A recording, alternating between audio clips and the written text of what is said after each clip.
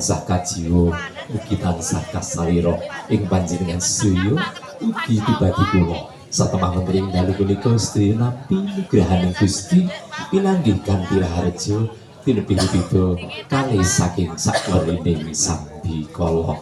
kunjuk wonten ngarsanipun para rawuh kakung saha putri ingkang saking kinurmatan pirenggan kunjuk katur wonten ngarsanipun para sepuh sepuh ingkang pantes pinundi-pundi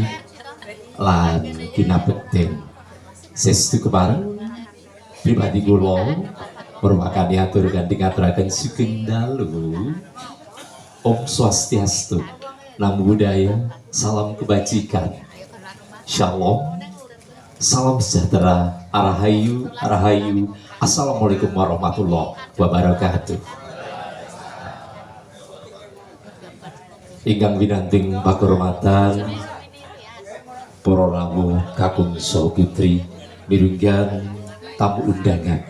ingkang ing dalu punika rawuh lan pinarak lenggah. Rawuh wonten ing dalu punika songsong agung warga masyarakat tlatah Kalurahan Kedung Sari Pengasih ingkang winanting pakurmatan panjenenganipun Bapak Sukarti katuraken kenging pamatur nuwun saking dalu iki kunjuk katur wonten ngarsanipun Kepala UPT Taman Budaya Kabupaten Kulon Progo Bapak Murdiono Isih matur sembah nuwun rawuhipun iki kepareng kunjuk katur wonten ngarsanipun sedaya para rawuh sutresna budaya ingkang saestu winantuing pakurmatan. Dadah duka nyuwun wonten ing Samudra Paksama sawetawis cumantaka kula ngadeg ing ngarsa panjenengan sedaya. Keparengna kula matur pinangka talang atur para kadang ingkang nyawiji wonten ing satunggaling paguyuban Panatacara Yogyakarta Kulon Progo iki ingkang winastan PPYKP. Ingkang ganggan dalu punika sedaya kadang PPYKP nadyan toko perandat kanthi andhap asor manah kepareng ngaturaken pambagya sugeng rawuh kairing kenging pamatur nuwun ingkang datang pepindhan panjenengan sedaya rawuh wonten ing kalangan dalu milunggan punika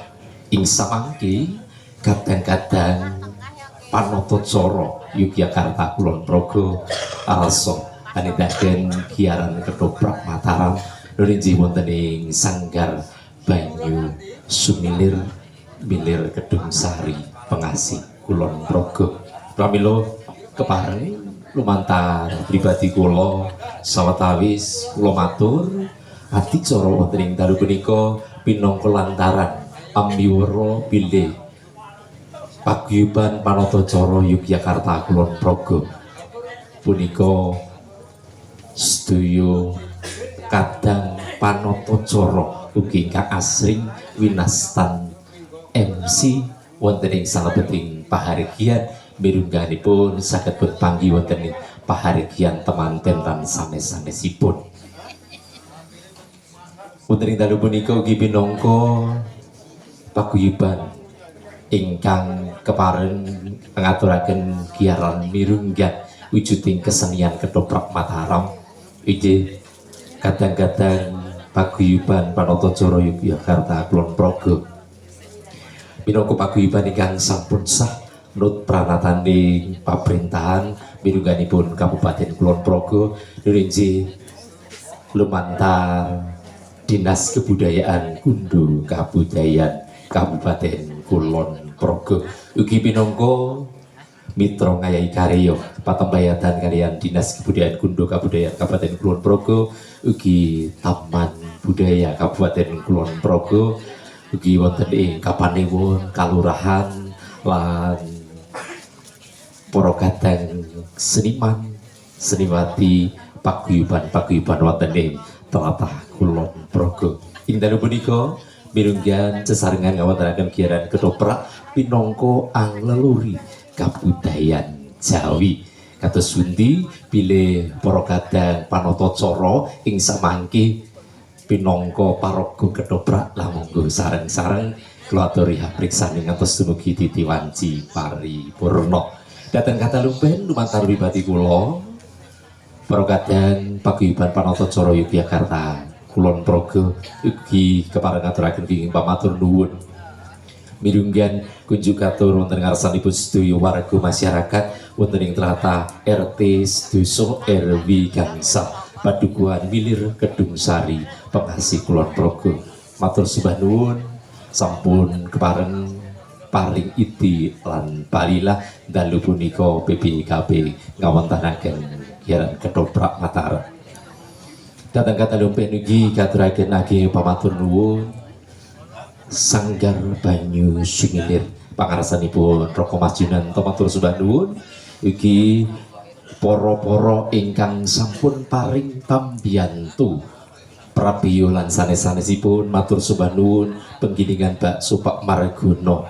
Padukuhan Dukuh Donomulyo Nanggulan ugi NN Sport Indonesia wonten ing Margosari Pengasih geni pamatur nurugi katur Gani Jaya Trans wonten ing tlatah ngireng-ireng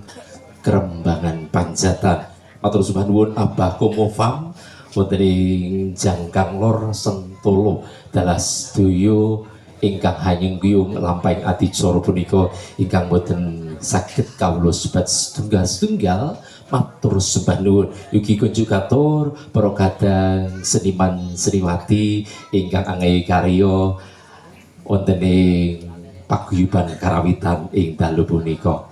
ingkang pun pangarasane Roko Mas Geli Parjio matur sembah nuwun Mas Geli talah para waranggono ingkang sampun jajar ing dalu punika ing samangke kepareng ngregengaken swasana